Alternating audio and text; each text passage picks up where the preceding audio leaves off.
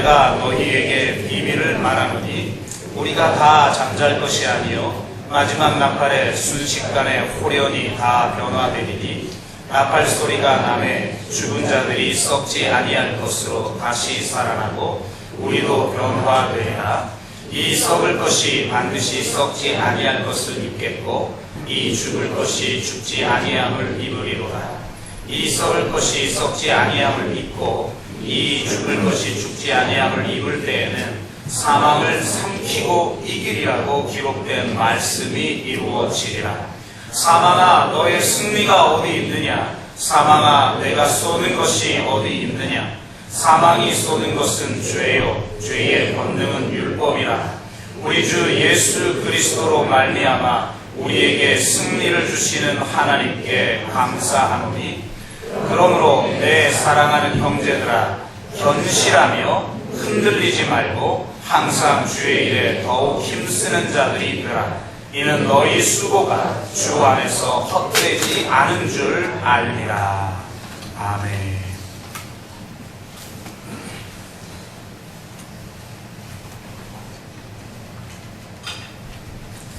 네, 오늘이 부활주일입니다. 부활주일이기 때문에 죽음을 이기시고 부활하신 예수님의 부활을 기뻐하고 노래해야 하지만 진도 앞바다에서 침몰한 이 세월호의 참사 앞에서 우리는 단순히 기뻐하고만 있을 수 없는 그런 상황인 것 같습니다. 그래서 이런 상황에서 부활주일 설교를 한다는 것이 너무나 힘이 듭니다. 아마 여러분도 그러셨을 것 같은데요. 지난 며칠 동안 너무나 힘들어서 어떤 일도 손에 잡히지 않고 그렇게 아파하며 보내셨을 것 같습니다. 차라리 오늘이 고난주일이었으면 좋겠다 하는 생각을 해보았습니다. 지금의 상황이 고난주간의 상황에 더 알맞기 때문입니다. 그래서 심지어 고난주간의 노래를 불러야 하는 것 아닐까 이런 고민까지 하게 되었습니다. 그럼에도 불구하고 초대교회는 온갖 환난과 박해 가운데에서도 원형 경기장에서 사자의 먹이로 던져진 상황 속에서도 부활의 주님을 고백하고 노래했기에 우리는 아무리 상황이 침울하고 비통해도 부활을 노래해야 합니다. 그런 의미에서 부활에 대해 설교하는 것은 아무리 힘들고 어렵다 할지라도 우리가 마땅히 해야 하는 일이라고 생각을 합니다. 세월호 참사를 맞이하여서 그리스도인이 어떤 자세를 가져야 되는지는 고난주간 새벽 기도와 심야 기도 때 좀 더 깊게 말씀을 나누었으므로 오늘 이 시간은 부활주일에 맞게 부활에 대한 말씀을 드리도록 하겠습니다. 그리고 마지막에 이 부활절을 맞이하면서 이 세월호 참사 앞에서 우리 그리스도인이 가져야 될 마음의 자세가 어떠해야 하는가에 대한 짤막한 코멘트를 하고 오늘 말씀을 좀 마치도록 하겠습니다. 기독교에 있어서 부활은 너무나 중요합니다. 현대 과학적 사고가 기독교에도 들어옴으로 말미암아 성경을 바라보면서 우리는 부활을 믿지 못하고 성령의 기적들을 믿지 못하는, 그래서 자신 안에 그런 과학적 사고방식과 성경의 메시지를 혼합하여 성경의 메시지와 타협하는 그런 신학들이 범람하는 이때에 우리가 예수 그리스도께서 죽음 가운데 부활하셨다는 사실을 분명하게 믿고 고백해야 될 줄로 믿습니다. 이 부활의 경험이 없었다면 기독교는 존재하지 않았고, 부활의 경험이 없었다면 십자가의 의미가 진정으로 무엇인지 밝혀지지 않았을 것입니다. 그래서 15장의 13절 15절에 사도 바울은 이렇게 고백합니다. 만일 죽은 자의 부활이 없으면 그리스도도 다시 살아나지 못하였으리라. 그리스도께서 만일 다시 살아나지 못하셨으면 우리가 전파하는 것도 헛것이요 또 너희 믿음도 헛것이며 또 우리가 하나님의 거짓 증인으로 발견되리니 우리가 하나님이 그리스도를 다시 살리셨다고 증언하였습니다. 이렇게 말하고 있는 것입니다. 여러분, 부활이 없다면 우리의 믿음이 헛것이 되는 것이고, 부활이 없다면 기독교는 무너지게 되는 것입니다. 유대인들에게 있어서 메시아는 승리하는 메시아였습니다. 그렇기 때문에 메시아가 죽임을 당한다라고 하는 생각을 절대로 그들은 할 수가 없었습니다. 어떻게 자신들을 해방할 메시아가 도리어 이 죄의 권세 앞에 죽임을 당하는가? 그거는 메시아의 자격이 없는 것이죠. 그래서 메시아가 죽임을 당한다라는 건 있을 수도 없고, 당연히 메시아가 죽임을 당하지 않으니까 메시아가 다시 부활한다라는 사실 자체를 그들은 받아들일 수도 없고 이해할 수도 없었던 겁니다.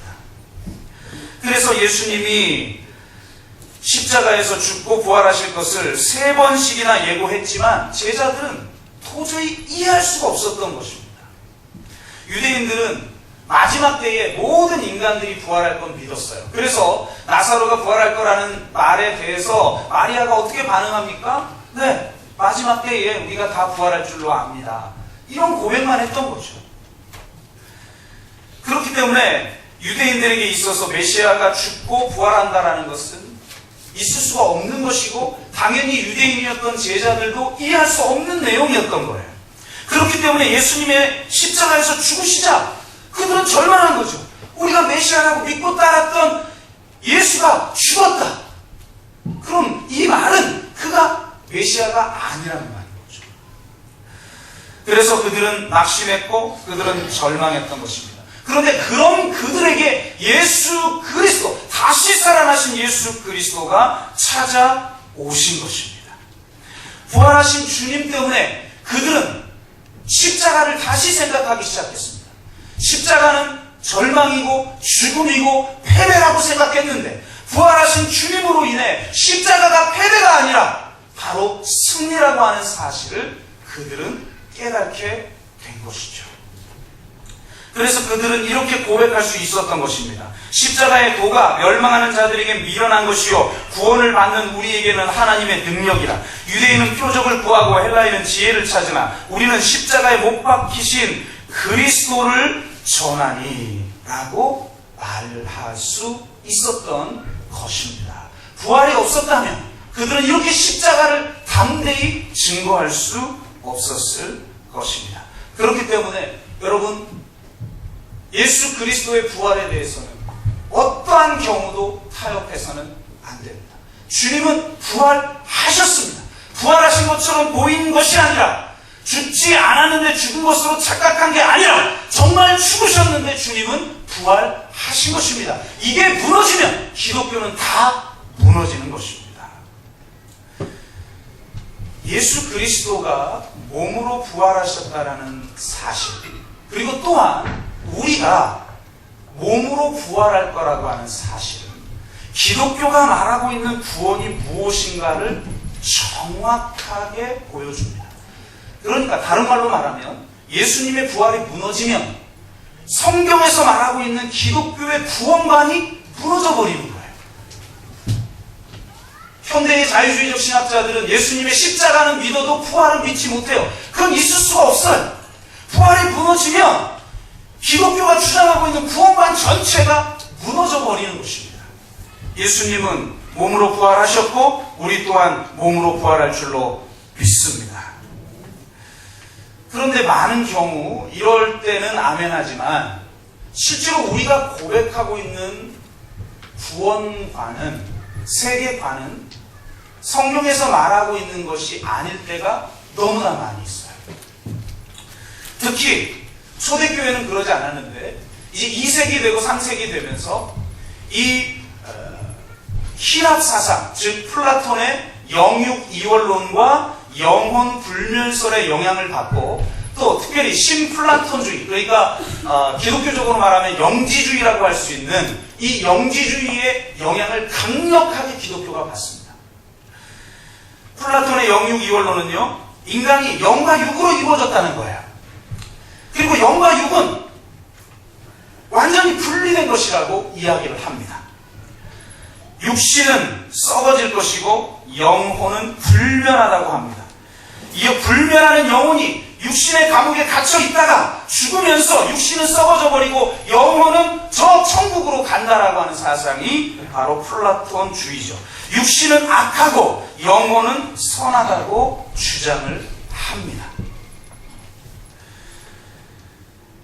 이거는 결코 기독교의 사상이 아니죠. 그런데 이러한 힐랍 사상의 영향과 영지주의의 영향과 신플라톤주의의 영향을 받은 기독교 신학이 기독교의 구원관과 기독교의 세계관을 왜곡시키기 시작한 거예요. 이 영육 이원론을 받아들이기 시작했고 영혼 불멸설을 받아들이기 시작한 거예요. 그래서 이 영육 이원론과 성속 이원론에 빠지게 된 거예요. 그래서 세상은 악하고 구원받은 교회는 선하다. 이 세상은 물질 세계에 불과한 것이고 저 천국은 영적 세계다. 우리가 궁극적으로 가야 할 궁극적인 세계는 영적인 세계다 라고 주장하기 시작했고, 이 세상은 일시적이고 사라져버리는 세상이며 저 천국은 영원한 세상이라고 그렇게 주장하기 시작한 것입니다. 이것은 성경에서 말하고 있는 구원관과 내세관과 세계관이 아니죠.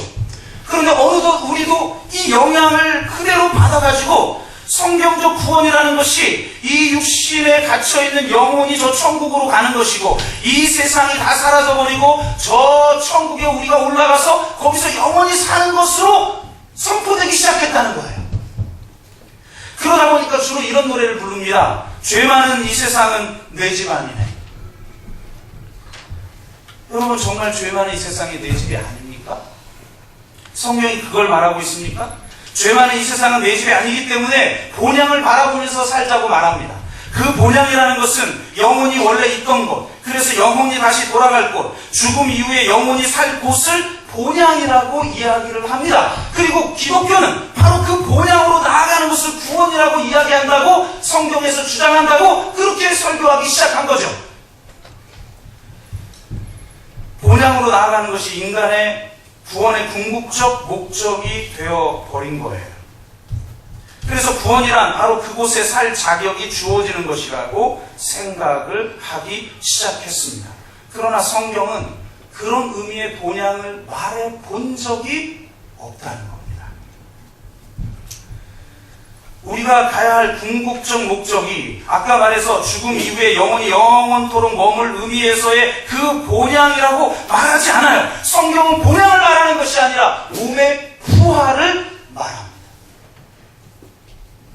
그래서 이 부활이 너무너무 중요한 거예요. 이 부활을 놓쳐버리면 기독교가 영지주의에 빠지고 영육 이원론에 빠지고 이 세상에 대해서 관심을 갖지 않아요. 그러다 보니까 이런 이원론을 갖고 있다 보니까 죽음이라는 걸 너무 가볍게 여긴단 말이에요. 마치 애벌레가 허물을 벗고 나비가 되는 것처럼 우리 육신을 벗고 우리 영혼이 저 하늘나라로 가는 것을 우리가 죽음으로 이해한다는 거죠. 그래서 이 죽음이라는 것은 잠시 우리의 형태가 바뀌는 어떤 순간, 어떤 변화의 찰나에 불과한 것이다. 이런 영지주의적인, 이런 영육 이원론적인 주장을 기독교가 하기 시작한 것이죠. 그래서 죽음이라는 것은 육신의 감옥을 벗어나는 축복의 과정이라고 말하거나 육에서 영으로 탈바꿈하는 것이라고 주장하기 시작합니다. 이런 주장에서의 죽음이라는 것은 우리에게 그렇게 심각한 게 아니에요. 그냥 웃으면서 죽음을 맞이할 수 있는 어떤 것으로 우리는 주장하기 시작한다는 거죠. 그래서 성경은 그렇게 죽음을 가볍게 다룬 적이 한 번도 없습니다. 죽음은 죄요, 악의 권세인 것입니다. 죽음은 맨 나중에 멸망받을 원수인 거예요. 성경은 죽음을 결코 가볍게 다루지 않아요. 그래서 맨 나중에 멸망받을 원수가 결국 우리 몸의 부활을 통해서 이 사망이 삼킴바 된다고 성경은 기록하고 있습니다. 이런 이원론적인 본향관과 이 내세관과 이 세계관을 갖게 되면 이 세상의 삶이 중요해지지 않아요. 왜 그렇습니까? 아니, 없어질 세상인데 내가 이 세상을 뭐하러 바꿉니까? 아니, 사라져버린 세상인데 내가 여기서 열심히 사는 게 무슨 의미가 있습니까? 죄 많은 이 세상은 내 집 아니네. 나는요 견딜 수 없습니다. 저 본향을 바라보고 난 저 본향 가길 사모합니다 라고 말하는 그런 신앙이 되어버린다는 거죠. 내세 중심적 그런 신앙이 되어버리는 거예요. 그러다 보니까 이런 이원론적인 사상에 빠진 기독교 신학은 이 세상에 대해서 관심 가질 필요도 없고, 이 세상의 악과 싸울 필요도 없고, 이 세상과 불화할 필요도 없는 거죠. 그러니까 이 세상에 관심 갖지 않아요.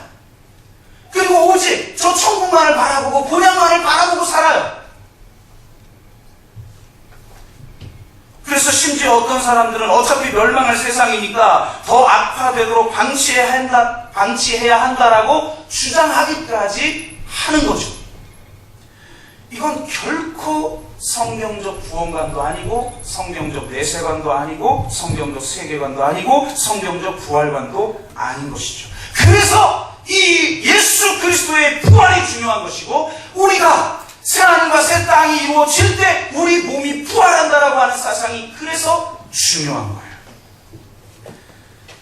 몸의 부활이 중요하다는 사실은 이 세상의 삶과 우리의 육체가 너무나 중요하다라는 것을 의미하는 것이고, 지금 여기에서의 우리의 삶과 우리의 육체와 우리의 몸의 부활과 새하늘과 새 땅이 바로 연속선상에 있다라는 것을 보여주는 것입니다.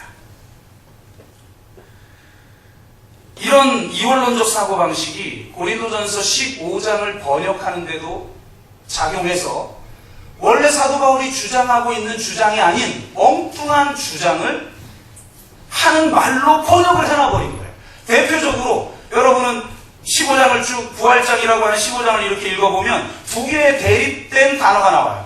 육의 몸과 영의 몸, 혹은 육의 몸과 신령한 몸. 그래서 우리가 육의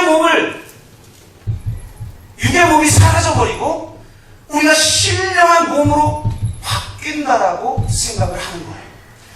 이런 사상을 가지고 있으니까 우리의 관심은 오직 그런 영적인 거예요. 그런데 고린도전서 15장에 나와 있는 육의 몸, 이 신령한 몸은 번역이 잘못된 거예요. 여기에 나와 있는 푸시키코스라고 하는 단어는 육체적이라는 의미가 아니에요. 도리어 이 헬라어는 영혼을 뜻하는 단어입니다. 이 단어는 인간의 전 인격을 뜻하는 단어예요.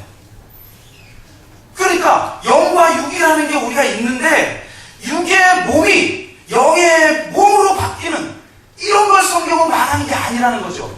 지금 나의 전 인격적 육이기도 하고 영이기도 한 나의 전 인격의 몸을 말하는 거예요. 푸시키코스는. 그런데 그거를 육의 몸이라고 번역을 해놔버리니까 내 육은 다 헛된 것이고 악한 것이고 다 사라져버릴 것이고 이 세상은 일시적인 것이니까 우리는 우리 영이 저 천국으로 가서 영원히 살 것을 기대하며 살아야지. 이게 마치 기독교가 말하는 부활처럼 착각하게 만들어버렸다는 거죠. 여기서 말하고 있는 이 푸시키토스는 푸시케라고 하는 단어와 그러니까 I-K-O-S 이 코스라고 하는 단어가 합쳐진 단어예요. I-K-O-S 이 코스라고 하는 헬라어가 붙을 땐 원료를 말하는 게 아니에요. 우리는 육의 몸, 그러니까 내 육이라는 원료를 가진 몸 이렇게 생각을 하는 거죠. 근데 IKOS가 붙으면 그건 원료를 말하는 게 아니라 구성 원료를 말하는 게 아니라 그 몸을 움직이는 근원적 동력을 말하는 거예요. 그러니까 성경은 영의 몸과 육의 몸과 영의 몸을 대립시키고 있는 게 아니라 육과 영을 가지고 있는 현재의 몸과 이제 우리 몸이 부활해서 영과 육을 가진 완전히 새로운 몸을 대립시키고 있는 거예요. 그러니까 현재의 몸과 미래의 몸을 대립시키고 있는 거지 영과 육을 대립시키고 있는 게 아니라는 거죠, 성경은. 그런데도 이게 헬라 사상이 영육 이원론이 기독교에 들어와 버려가지고 번역 자체를 이렇게 해놓으니까 우리는 우리 육은 이제 사라져버리고 썩어져 버리고 우리 영이 저 천국에 가는 게 구원이구나 라고 하는 생각을 하게 만든 거죠. 마치 그게 구원의 완성인 것처럼 그렇게 설교하기 시작한 거예요. 그런데 성경은 그런 걸 말하는 게 아니에요. 성경은 몸의 부활을 말하고 있는 거예요. 우리 몸이 부활할 것이다. 새 하늘과 새 땅이 임할 것이다. 무슨 말이냐면 구원은 죽음 이후의 삶을 말하고 있는 게 아니라는 거예요. 많은 사람들이 빨리 죽어서 천국 간다. 성경에서 말하는 천국은 그런 의미가 아니에요. 구원의 궁극적 목적은 몸의 부활입니다. 몸의 부활은 죽음 이후의 삶을 말하는 것이 아니라 죽음 이후의 삶, 이후의 삶을 말하고 있는 거예요. 많은 사람들이 구원을 죽어서 천국 가는 것으로 생각하죠. 죽음 이후의 삶을 천국으로 착각합니다. 그러나 죽음 이후의 삶은 일시적인 상태이고 일시적인 처소에 불과한 거예요. 우리의 구원의 궁극적 목적은 우리 몸이 부활하는 겁니다. 죽음 이후의 삶, 이후의 삶을 성경은 이야기하고 있는 거죠. 부활을 좀 더 넓은 시각에서 우리가 바라볼 필요가 있는데 하나님 나라 관점에서 부활을 바라볼 필요성이 있어요. 왜? 예수님은 하나님 나라를 선포하다 죽으셨습니까? 그리고 죽으시고 부활하신 후에 40일 동안도 제자들에게 하나님 나라를 가르쳤다고 말씀하고 계시기 때문에 하나님의 나라는 여러분 우리가 죽어서 가는 것입니까? 그의 나라가 오는 것입니까? 영육 이원론은 우리 육신은 헛된 것이고 악한 것이고 썩어 없어지는 것이고 일시적인 것이기 때문에 그 육의 세계에서 영의 세계로 가는 것을 마치 천국 가는 것으로 성경이 이야기한다고 착각하게 만들어요. 그러나 성경은 그렇게 주장해 본 적이 없어요. 성경은 천국이 이 땅에 오는 것입니다. 그것을 대표적으로 너무나 많이 있지만 오늘 독서 제자 훈련 때 제가 그 성경 부분들을 다 해석해 드릴 텐데 대표적인 게 요한계시록 21장 22장이죠. 여러분 새 예루살렘으로 우리가 가는 겁니까? 새 예루살렘이 이 땅으로 오는 겁니까? 계시록에서 보여주는 그림은 새 예루살렘이 오는 거죠. 이 땅에 새 예루살렘이 와서 이 땅이 새 하늘과 새 땅이 하나가 되어서 새 하늘과 새 땅을 온전히 이루는 것입니다. 많은 사람들이 이 세상이 사라져버리고 무슨 우리가 저 천국이라는 곳으로 공중에 들려가지고 그곳에서 막 무슨 유령도 아니고 붕붕 날아다니면서 그렇게 사는 것을 천국이라고 착각하게 만들었다는 거죠. 이 세상은 하나님이 창조하신 세상, 보시기에 좋은 세상입니다. 하나님이 사랑하는 세상입니다. 이 세상을 위해서 독생자를 주셨으니 이는 저를 믿는 자마다 영생을 얻게 되는 것입니다. 그런 세상을 없애고 무슨 이상한 공중에 떠있는 무슨 유령의 세계에 우리가 사는 것을 성경은 말해본 적 없어요.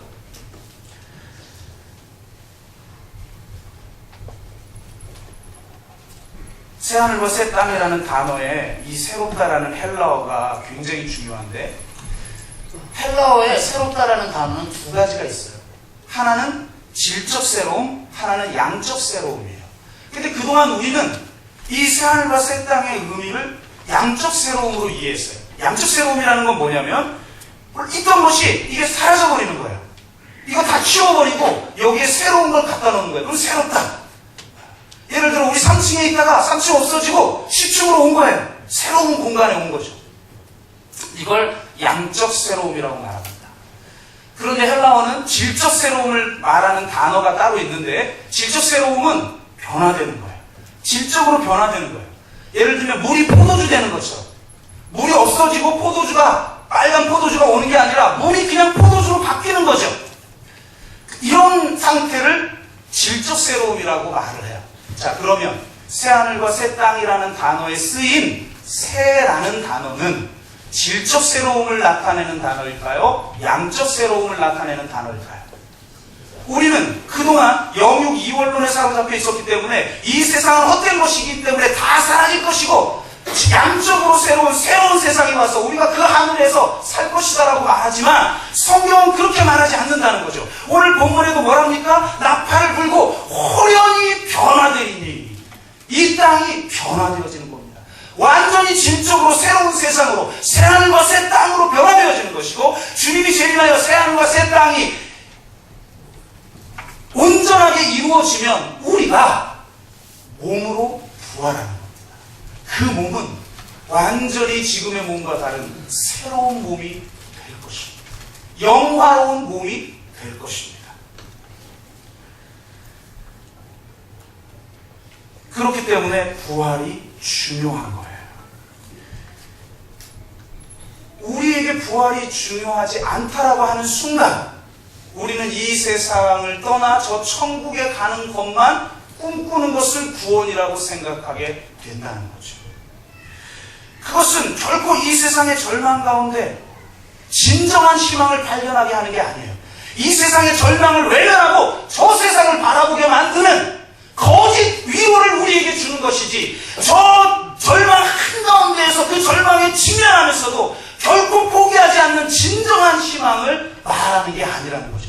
몸이 부활한다라는 걸 믿는 순간부터 우리는 이 세상 한가운데에서 진정한 희망을 보게 됩니다. 왜 그렇습니까? 예수님이 부활하셨기 때문입니다. 예수님이 부활의 첫 열매가 되셨기 때문입니다. 예수님이 부활하심으로 말미암아 사망의 권세를 제압하시고 새로운 창조를 그분이 이루신 거예요. 예수님의 부활은 새로운 창조예요. 그 새로운 창조가 이 땅에 시작된 거예요. 그 예수님의 새로운 창조, 그 부활을 발견함을 통해서 우리는 이 세상의 진정한 희망을 발견하죠. 패배인 것처럼 보였던 십자가가 더 이상 패배가 아니라는 것을 깨닫게 됩니다. 사단의 머리가 십자가에 짓밟혔다라는 것을 우리는 깨닫게 됩니다. 이 땅의 모든 악한 권세와 사망의 권세와 이 사단의 권세가 십자가에 짓밟히고 패배했다라는 사실을 우리는 부활을 통해 확증받은 것입니다. 부활을 믿지 못하면 이 세상에 그저 악의 순환 가운데 악의 총공격 앞에 무기력하게 고난당하는 십자가만 말할 뿐 그 십자가가 패배가 아니라 승리라고 하는 사실을 말할 수 없게 되는 거예요. 그 고난에 그냥 동참하기만 할 뿐 우리는 저 세상을 바라보거나 아니면 진정한 희망을 갖지 못하거나, 그런데 주님은 부활하셨습니다. 그 부활의 첫 열매인 새로운 창조 가운데 우리는 이미 거하고 있는 것입니다. 그리스도 안에 있으면 너희가 새로운 피조물이라고 성경은 말하고 있는 거예요. 그래서 바로 그 새로운 창조의 역사 가운데 우리가 있다라는 사실을 믿는 것이 구원인 것입니다. 그리고 우리가 궁극적으로 죽음 이후의 삶을 추구하는 것이 아니라 죽음 이후의 삶 이후의 삶을 추구하는 것이 구원이라는 것, 이걸 깨닫게 되는 거죠. 그렇기 때문에 이거 너무나 중요한 것인데, 죽음 이후의 삶이 우리의 목적지가 되어버리면 죽음 이전의 삶은 중요한 게 아니에요. 우리는 저 본향을 향해서 그냥 나아가고 내 영이 무슨 신기한 어떤 공간으로 가서 거기서 영원히 산다? 성경은 그렇게 말하지 않고 있다는 거예요. 우리가 새하늘 새 땅 가운데 몸의 부활로 영광스러운 몸으로 변화하여 하나님의 통치, 온전한 통치를 회복하여 이 온 우주를 다스리는 하나님의 영원한 나라에 살게 된다는 거예요. 그렇기 때문에 지금 여기에서의 삶이 중요한 거죠. 죽음 이후의 삶만 중요하다고 말하는 종교는 죽음 이전의 삶이 중요해지지 않아요. 그런데 죽음 이후의 삶, 이후의 삶을 말하는, 몸의 부활을 말하는 기독교에 있어서 중요한 게 뭐냐? 죽음 이전의 삶이에요. 그리스도인에게 더 본질적인 질문은 죽음 이후의 삶이 있느냐? 그거는 기독교는 기본이에요. 그거는 구원의 목적은 죽음 이후의 삶으로 가는 게 아니라 죽음 이후의 삶, 이후의 삶이 온전한 궁극적 목적이고, 지금 우리가 사는 삶의 이유는 그 부활을, 그 새하늘과 새 땅을 지금 여기에서 선취하며 예수 그리스도, 부활의 첫 열매가 되신 예수 그리스도의 새로운 창조에 참여하여 이곳에서 하나님의 나라와 의를 이루는 삶, 완전히 완전히 사라지지 않고 변화되어질 소중한 이 세상을 하나님의 나라로 변화시키는 일에 자기의 삶을 던지는 거죠. 이 거짓된 세상에서 저 천국으로 영혼을 올려보내는 전도의 사업이 아니라 총체적인 하나님의 나라를 이 땅에 온전하게 이루는 것이 바로 온전한 복음입니다. 그렇기 때문에 사도 바울은 이 부활장의 결론을 당신들 곧 죽음 이후의 삶으로 가게 될 거니까 이 세상 헛된 거 바라보지 말고 일시적으로 끝나는 세상 바라보지 말고 저기 본향만 바라보고 살아라 이렇게 끝낸 게 아니란 말이에요. 우리가 몸이 부활하면 우리를 신음과 고통과 저 세월호에서 죽을 수밖에 없는 저 아이들의 그 탄식을 만들어내는 이 세상의 죄의 권세와 죽음의 권세와 이 사단의 권세를 멸하신 예수 그리스도의 부활에 우리가 동참하는 것이 중요하고, 결국 그 권세들은 예수님의 십자가와 부활로 패배했으며 궁극적으로 새하늘과 새 땅이 이루어지면 이제 죽음의 권세는 삼킨 바 될 것이다. 성경은 그것을 우리에게 말하고 있는 것입니다. 그렇기 때문에 죽음 이전의 삶, 이게 중요해지는 거죠. 그래서 사도 바울은 이렇게 권면할 수 있었던 거예요. 우리 주 예수 그리스도로 말미암아 우리에게 승리를 주시는 하나님께 감사하노니, 어떤 절망의 상황에서도 예수 그리스도를 부활케 하신 승리하신 하나님, 승리를 주시는 그 하나님께 감사하노니, 그러므로 내 사랑하는 형제들아, 견실하며 흔들리지 말고 항상 주의 일에 더욱 힘쓰는 자들이 되라. 이는 너희 수고가 주 안에서 헛되지 않은 줄 알미라. 아멘. 만약 죽음 이후의 삶이 우리의 목적이라면 우리의 모든 수고는 헛되죠. 내가 사업하는 것, 또 내가 가정을 아름답게 일구는 것, 또 교회 공동체의 새로운 모델을 만들어내는 것, 무슨 의미가 있습니까? 죽어서 빨리 저 천국 갈 게 우리의 목적이라면.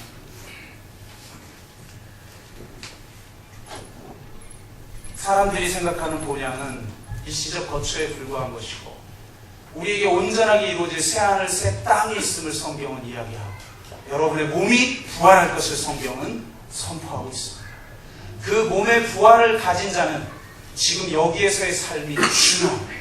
지금 여기에서 삶에 단지 생존을 위해 살아가는 삶이 아니라, 어떻게 하면 내 삶 한가운데서 세상 사람과 똑같이 그저 탐욕을 가지고 그저 돈을 벌고 그저 높아지고 영광을 얻고, 그게 중요한 게 아니라 어떻게 하면 하나님의 나라와 의가 이루어지는가에 관심을 갖기 시작하죠. 그러면 예수 그리스도를 십자가에 못 박은 죄의 권세들이 우리를 핍박하는 거예요. 그럼 당연히 우리는 이 세상과 결투하고 이 세상과 갈등하고 이 세상과 불화할 수밖에 없는 거죠. 내가 너희에게 화평을 주러 온 줄 아느냐? 내가 너희에게 검을 주러 왔다.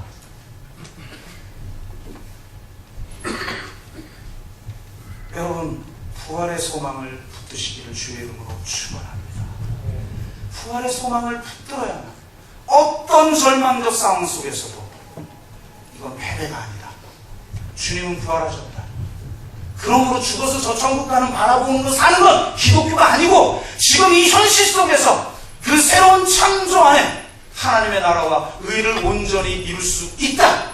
주님이 하셨다. 승리하셨다. 이것을 믿고 아무리 어둡고 암울한 상황 속에서도 실망하지 않고 희망을 가지는 진정한 희망을 선포하는 종교가 기독교인 줄로 믿습니다. 이 희망을 품는 저와 여러분 되시길 바라고요. 마지막으로 우리가 이 부활절에, 이런 놀라운 복음을 선포해야 될 부활절에 이 세월호 참사의 슬픔을 맞이해야 된다는 사실이 우리 앞에 놓여 있다는 겁니다. 그렇기 때문에 우리가 한 가지 점만 좀 점검하고 넘어갔으면 좋겠어요. 너무 빨리 부활로 넘어가지 말라는 겁니다. 한국 기독교의 가장 큰 약점 중에 하나는 뭐냐면, 십자가를 스쳐 지나가고 부활로 바로 도입하여 부활만을 찬양한다는 것, 영광만을 찬양한다는 겁니다. 승리만을 노래한다는 거예요. 근데 성경은 부활만을 이야기하지 않아요. 아니, 도리어 사도 바울은 부활이 없으면 기독교가 무너진다라고 말했던 사도 바울은 내가 십자가 외에는 자랑할 것이 없다고. 아니, 부활을 자랑해야죠. 부활을 자랑해야 되는데 부활이 없으면 기독교가 무너진다라고까지 말하고 있던 사도 바울이 나는 십자가 외에는 자랑할 것이 없다라고 말하는 거예요. 십자가와 부활이 분리된 게 아니라는 거죠. 예수 그리스도께서 십자가에 죽으셨다는 사실을 정말 깊이 있게 깨달고 그 십자가의 고난 한가운데로 들어간 사람만이 부활을 말할 수 있는 겁니다. 부활하신 주님은 온 세상의 악의 권세의 총공격을 받아 이 세상의 절망과 아픔과 상처와 불의와 부조리와 죄악들을 다 짊어지시고 십자가에서 죽으셨고 그 하나님의 아들이신 예수 그리스도께서 십자가에 달리셔서 나의 하나님 어찌하여 나를 버리셨나이까 라고 그렇게 시편 22편에 있는 탄원시를 그 자리에서 외친 거예요. 저 세월호에 잠겨있는 그 아이들의 외침을 주님이 받아주신 겁니다. 시험에 들지 않게 깨어 기도하라는 것은 바로 이 십자가에 동참하는 삶을 살라는 거죠. 사도 바울처럼 그리스도의 남은 고난을 내 육체에 채우노라고 고백하라는 거죠. 내가 그리스도의 고난에 동참하는 것은 그 부활의 권능에 참여하려 함이라. 그리스도의 고난에 참여함 없이 그리스도의 부활에 참여할 수 없다고 사도 바울은 말하고 있어요. 그런데 한국 기독교는 이 땅의 십자가의 눈물, 십자가의 아픔, 그것을 외면하고 너무 빨리 부활로 넘어가고 있다는 거예요. 여러분, 우리가 십자가의 자리에 서서 나의 하나님 어찌하여 나를 버리셨나이까 라고 울부짖으며 죽어가고 눈물을 흘리고 상처 입고 있는 영혼들, 이 땅에 탄압받고 있고 소외되고 가난한 그 영혼들의 눈물의 현장에 기독교가 가서 그들의 아픔을 알아줘야 되는 겁니다. 함께 울고 함께 공감하며 눈물 흘리는 종교가 기독교인 겁니다. 세상 어디에 신의 죽음을 말하는 종교가 있습니까? 어떻게 신이 십자가에서 죽었다라고 말하는 종교가 있을 수 있어요? 그게 기독교인 겁니다. 그 십자가의 자리에 충분히 머문 사람만이, 말 그대로 십자가에서 죽는 자만이 진정으로 부활을 경험할 수 있는 것입니다. 한국 기독교가 먼저 십자가의 자리에 서야 합니다. 먼저 죽어야 합니다. 철저히 자기 희생적 사랑을 보여야 합니다. 그래야 진정한 부활을 말할 수 있고 예배할 수 있고 그때의 부활을 이야기할 때 세상은 부활에 귀를 기울인다는 거죠.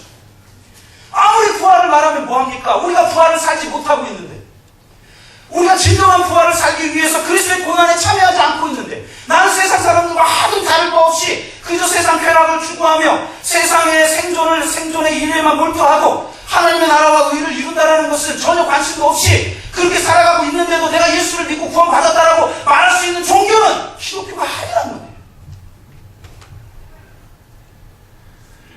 한국교회가 진정한 십자가의 자리에 서야 될 줄로 믿습니다. 그 십자가의 긍휼의 자리에 서야 될 줄로 믿습니다. 너무 빨리 부활로 안 갔으면 좋겠습니다. 어떤 분들은 세월호가 구원파 계열의 기업의 배라고 하는 말을 하면서 하나님의 심판이다, 이렇게 설교하는 분들이 있어요. 제발 좀 그런 천막한 말을 하지 말았으면 좋겠어요. 몇만 명이나 되는 대교회 목사들이 쓰나미가 일어날 때 쓰나미는 저 우상 숭배에 대한 하나님의 심판이고 불의에 대한 하나님의 심판이라고 뻗어시 설교하는 이 천막한 기독교가 변하지 않으면 안 된단 말이에요. 저 사람들의 그 영혼들의 그 탄식에 기울이지 못하고 그 영혼들의 아픔에 공감하지 못하는 이 천박한 기독교가 변해야 됩니다. 우리가 죽어야 돼요. 우리가 십자가 짊어져야 돼요. 십자가의 자리까지 나아가야 되는 겁니다. 또 어떤 분들은 반대로 세월호의 아이들을 죽게 만든 거대한 죄악에 대한 분노에 지나치게 빨리 나아가는 분들이 계시는 것 같습니다. 미국에 있는 어느 목사님이 어떤 글을 쓰셨어요. 취지와 논조는 충분히 이해가 됩니다. 그분의 말처럼 한국 사람들은 너무 감정적이라는 거죠. 뭐 세상이 다 무너질 것 같이 울고 분노하고 하다가 일주일이면 끝이라는 거예요. 아니 길면 한 달이면 끝이라는 거예요. 그 사건이 일어나기 전과 후가 달라지는 게 아무것도 없다는 거죠. 그러니 이제 제발 좀 울지 마라, 이렇게 피를 토하면서 예언자적 외침을 외치셨더라고요. 충분히 저는 이해가 됩니다. 이런 비극적 사건 앞에서, 십자가를 비춰주는 이 비극적 사건 앞에서 우리는 우리의 삶을 돌아볼 그런 각오가 돼 있습니까? 나는 도대체 무엇을 위해서 살아가고 있는가? 저 아이들을 여전히 저렇게 처참하게 죽이고 있는, 예수님이 십자가에서 완전한 제사를 드렸기 때문에 저런 십자가의 비참한 죽음은 더 이상 있어서는 안 되는 거예요. 그런데 여전히 악이 살아있어서 저런 십자가의 죽음을 만들어내고 있는 이때에 나의 삶은 과연 저 악들과 싸우고 있는가? 나의 삶은 저 악들과 싸우기 위해서 자기 희생적 삶을 살아가고 있는가? 저 분노를 내 몸에 쏟아 부으면서 나는 자기 희생적 삶을 살아가고 있는가? 나는 하나님의 나라와 의를 위해서 진정으로 살아가는가? 아니면 주일 한번 예배 드리고 일주일 내내 그 기독교하고 전혀 상관없는 삶을 살다가 와서 또 회개하고 이걸 반복하는 삶을 사는가? 돌아봐야 돼. 그렇지 않으면 지금 눈물을 흘리는 게 무슨 소용이 있냐? 이런 말씀을 하셨어요. 그러면서 이렇게 말해요. 부활절을 준비하는 성도들에게 부탁합니다. 눈물을 거두십시오. 이제 그만 좀 슬퍼하십시오. 지금은 하나님 왜 저 아이들이 하면서 슬퍼할 때가 아닙니다.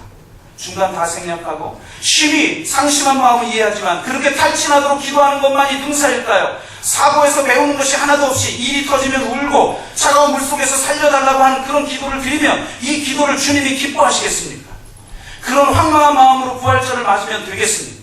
머지않아 다른 사고가 생기면 또 까맣게 잊을 것 아닙니까?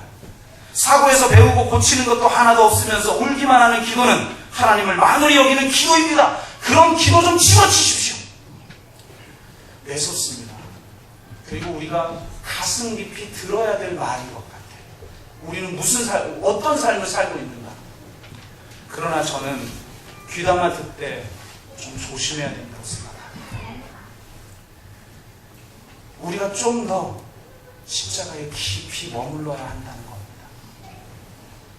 저들의 그 아픔과 저들의 저 상실과 저들의 그 절규와 저들의 그 탐험, 그것에 충분히 들어가서 함께 공감하고 함께 아파하고 함께 눈물 흘리는 충분한 시간을 가진 이후에 저들을 죽게 만든 이 세상의 악과 우리가 분연히 일어나서 싸우고 정의를 외치고 하나님 나라를 이 땅에 이루기 위한 영적 싸움을 싸워도 늦지 않은 것입니다. 하나님 아버지의 사랑을 품고 저 십자가에서 나의 하나님 어찌하여 나를 버리시겠나이까라고 그렇게 절규하며 죽으시는 그 아들의 죽음을 바라보는 하나님 아버지의 저 마음을 좀 품고 우리가 더 그들과 가까이 가서 함께 울고 공감하고 그리스도의 사랑을 그저 함께 있어 줌으로 그렇게 증거할 수 있을 때에 그 이후에야 우리가 선지자의 외침을 외쳐도 그것이 효력이 있다는 것입니다. 정의로운 말을 외치기보다 먼저 상처 입은 치유자가 되어서 아파하며 상처를 싸매주며 함께 눈물을 흘릴 줄 아는 교회가 되어야 할 줄로 믿습니다. 충분히 아파한 사람만이 충분히 행동할 수 있는 것입니다. 충분히 공감하고 함께 아파한 후 다시는 그 일이 반복되지 않도록 하나님의 공평과 정의를 위해 싸우는 자가 되어야 할 줄로 믿습니다. 충분히 십자가에 머무르십시오. 그런 후에 우리 주 예수 그리스도가 부활했음을 잊지 말고 선포하시고 그 영적 싸움에서 승리했음을 선포하고 지금 여기에서 우리가 부활을 살아가는 삶을 살아야 될 줄로 믿습니다. 절망하기 때문에 아무 희망이 없어서 우리가 눈물 흘리는 게 아닙니다. 그들의 아픔에 공감하며 저 십자가의 고난을 묵상하며 우리가 함께 눈물을 흘리는 것입니다. 그러나 우리에게는 부활의 소망이 있어. 주님이 부활하셨습니다. 주님이 이기셨습니다. 주님의 그 사랑을 빼앗을 수 있는 것은 이 세상에 아무도 없습니다. 분명하게 선포하며 부활을 살아가는 저와 여러분들 되시기를 주의 이름으로 축원합니다. 우리가 한번 같이 기도하겠습니다.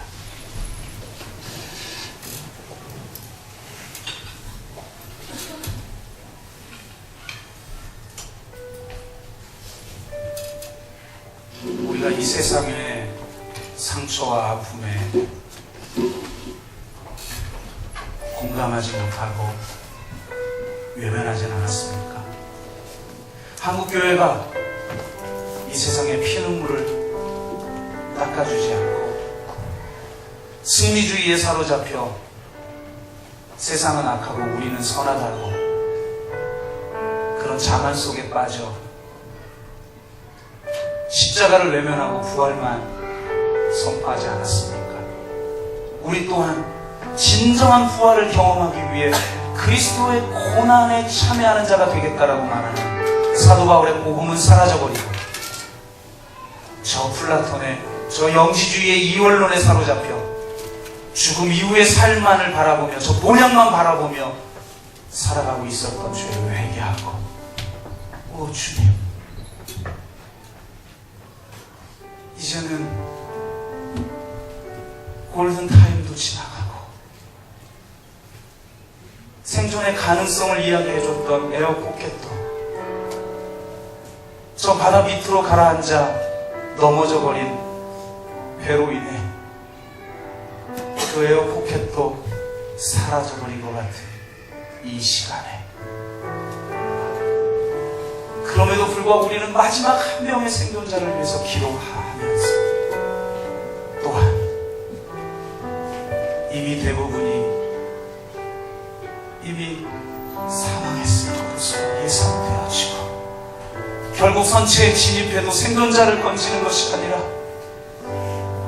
차기차게 죽을 시신만을 인양하여 올리는 이 아픔의 상황 속에서 나의 하나님 어찌하여 나를 버리셨나이까? 그렇게 외치며 죽어갔을 그 아이들의 고통에 동참하며 우리가 십자가의 고통에 동참하길 원합니다. 오 주님, 유가족들과 실종자의 가족들과 지인들을 불쌍히 여기시고 위로하여 주옵시고 아버지, 이 사건을 계기로 하여서 우리의 삶이 달라지는 역사가 있게 하여 주옵소서. 잠시 울고 이전과 이후가 똑같아지는 삶이 아니라 주님이 자신을 내어 던져 이기신 죄와 사망의 권세를 우리가 예수의 이름으로 결박하며 그들과 싸워 이 땅에 하나님의 나라와 의를 이루는 삶을 내 삶의 한가운데에서 살아갈 수 있게 하여 주시고 모두가 좌절하고 절망할 때 이미 주님이 이기셨다. 주님이 부활하셨다.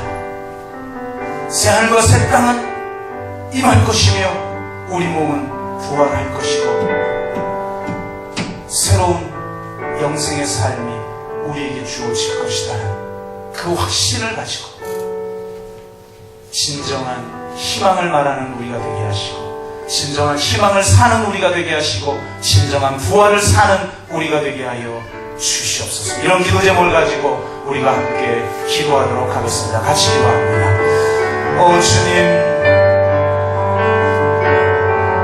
주님이 저들의 고통을 짊어지시고 십자가에서 죽으셨어요.